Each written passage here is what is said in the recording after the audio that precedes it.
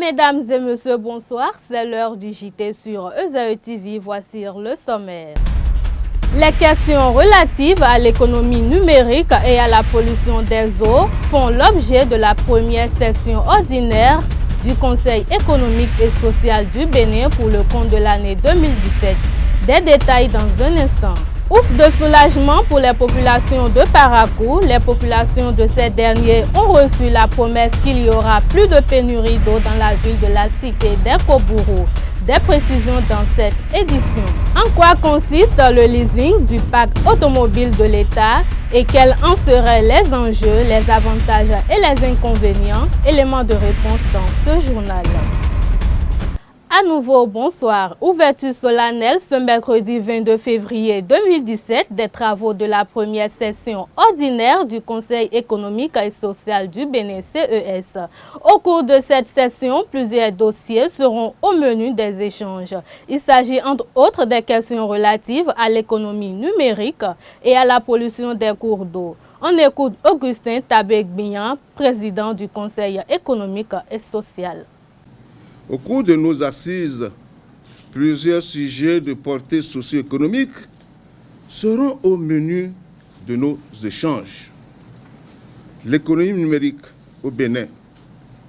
Quels enjeux pour l'emploi des jeunes au Bénin? Quels sont les impacts de la pollution des cours d'eau sur la biodiversité et la santé humaine?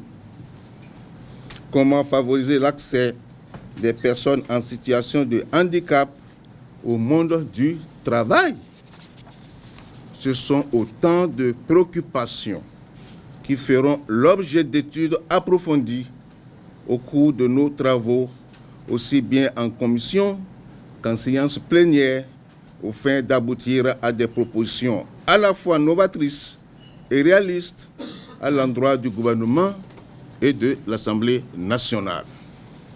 Chers collègues, avant d'en arriver au nouveau sujet d'autosaisine, je me soumettrai pour la troisième fois consécutive à cet exercice relatif à l'obligation de reddition de comptes du président du Conseil économique et social qui présente au conseiller son rapport d'activité et de gestion au titre de l'année écoulée. Par ailleurs, chers collègues, qu'il vous souvienne que, soucieux de rendre notre institution plus performante et plus utile, nous avions fait introduire à l'Assemblée nationale un projet de réforme relatif à la loi organique sur le Conseil économique et social. Dans le cadre de l'actualisation des propositions d'amendement formulées entre-temps, j'ai mis en place, en vertu de l'article 3 de la loi organique et de l'article 30 du règlement intérieur, une commission temporaire présidée par le conseiller Lokosu qui présentera au conseiller son rapport pour étude et adoption au cours de cette même session. Plus de pénurie d'eau dans la cité d'Ekobourou, c'est ce que l'on peut retenir du point de presse qui s'est tenu ce matin à la direction générale de la Société nationale des eaux du Bénin, SONEB. Une délégation de la municipalité de Parakou conduite par le maire Charles Toko, accompagné du député Rachidik Badamassi, a évalué avec le directeur de la SONEB l'état d'avancement du projet. Suivez le reportage. Plusieurs conventions ont été signées, en particulier celle de la Banque ouest africaine de développement, pour alléger les peines des populations de la ville de Parakou en matière d'eau potable. Après avoir constaté aucun démarrage des travaux sur le terrain, une délégation de la municipalité de Parakou, composée de quelques membres du conseil communal, notamment le maire Charles Toko, accompagné de l'honorable Rachidik Badamassi, ont soumis leur inquiétude au directeur général de la Société nationale des eaux du Bénin, SONEB. Manque d'eau. Sur les 58 quartiers que nous avons, seulement 14 sont desservis en matière d'eau potable. En plus, il n'y a qu'un seul château dont la station de pompage et de traitement de l'eau sont situées à plus de 25 km de Parakou. Ces conventions qui ont été signées, quel est le niveau d'avancement de ces négociations? À quand le démarrage du projet? 20% de la population paraquoise sont desservis en matière d'eau potable malgré que l'avancée démographique s'accroît au fil des ans. Plusieurs étapes essentielles sont à mise en œuvre pour éradiquer ce phénomène de pénurie d'eau d'ici 2040. Nous allons renforcer le transport. Nous allons renforcer le traitement. Nous allons renforcer le stockage en construisant un nouveau château et plusieurs bâches encore de rétention de plus de 2000 mètres. Nous allons réaliser à travers ce projet plus de 10 000 branchements à coût réduit. Nous allons étendre le réseau dans les quartiers lotis. Même dès qu'il y a ouverture de voies, ce projet va nous permettre d'étendre le réseau partout. Les études allant dans le sens du projet d'alimentation en eau potable dans la ville de Parakou est assurée par le cabinet de Égypte qui a fait le point d'avancement du projet. On a déjà fini effectivement la phase d'études et on est en phase de passation des marchés. Donc, on va dire que d'ici la fin du troisième trimestre de 2017, les travaux vont pouvoir commencer et vont pouvoir s'achever à fin 2018. Parce que c'est des travaux de grande envergure. Vous avez entendu qu'on a parlé d'environ 16 milliards. Pour pouvoir mettre en œuvre et consommer tout ça, il faut toute une série de fournisseurs et d'entrepreneurs. À l'issue de cette séance de travail, on peut retenir que le phénomène de pénurie d'eau dans la cité des Koboro sera bientôt conjugué dans le passé comme le cas de Djougou. Pour une meilleure gestion du parc automobile de l'État, le gouvernement de la République du Bénin, à l'issue de son conseil des ministres en date du mercredi 15 février 2017, a décidé d'opter pour le leasing du parc automobile de l'administration publique. Ainsi, Osae TV s'est rapproché d'un économiste chercheur spécialiste des questions de partenariat public-privé afin de comprendre les enjeux qui y concourent. En réalité, le leasing est un système qui marche déjà dans plusieurs pays, surtout dans les pays occidentaux.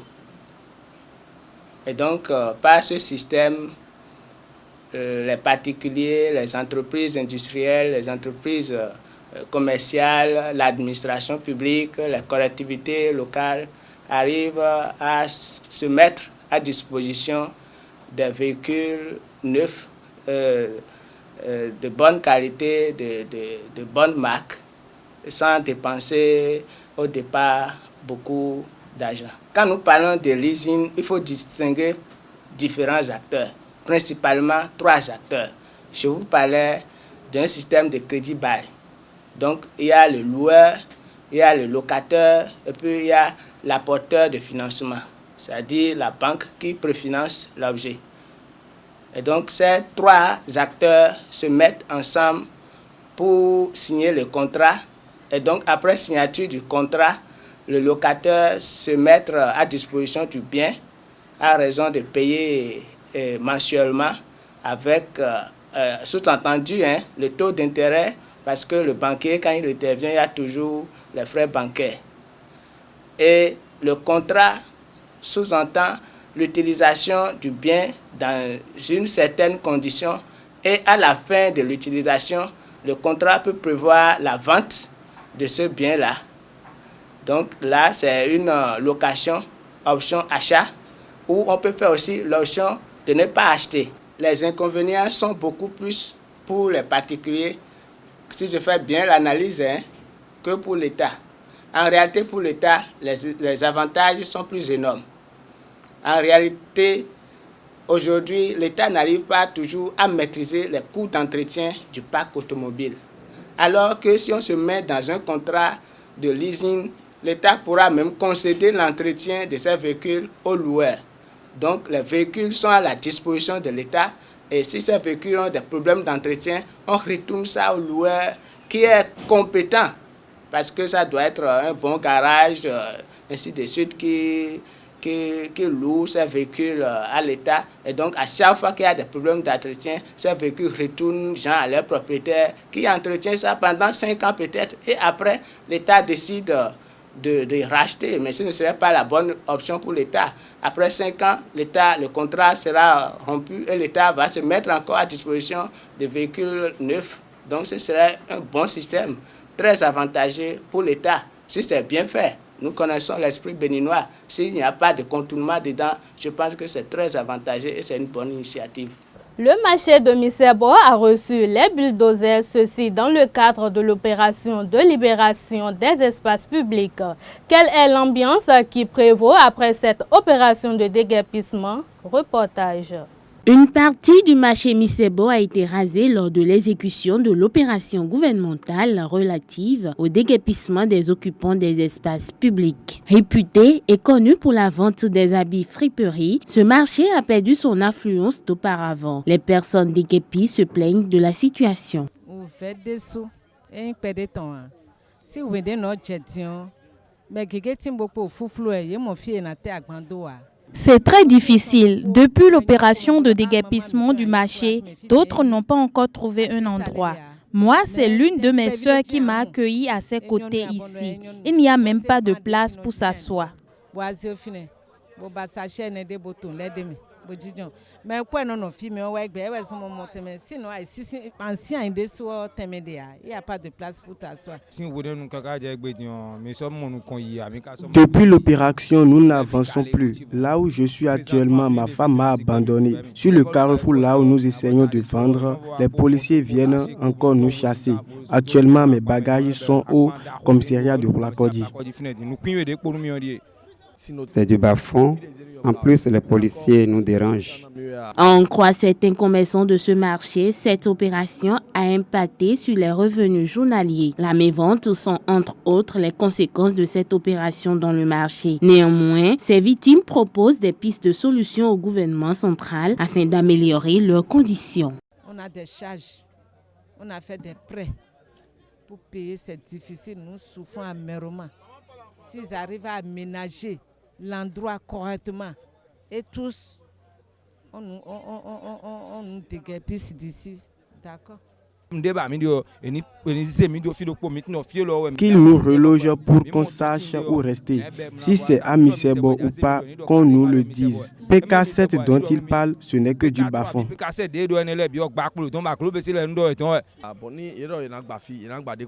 Ils ont dit qu'ils vont déguerpir le reste.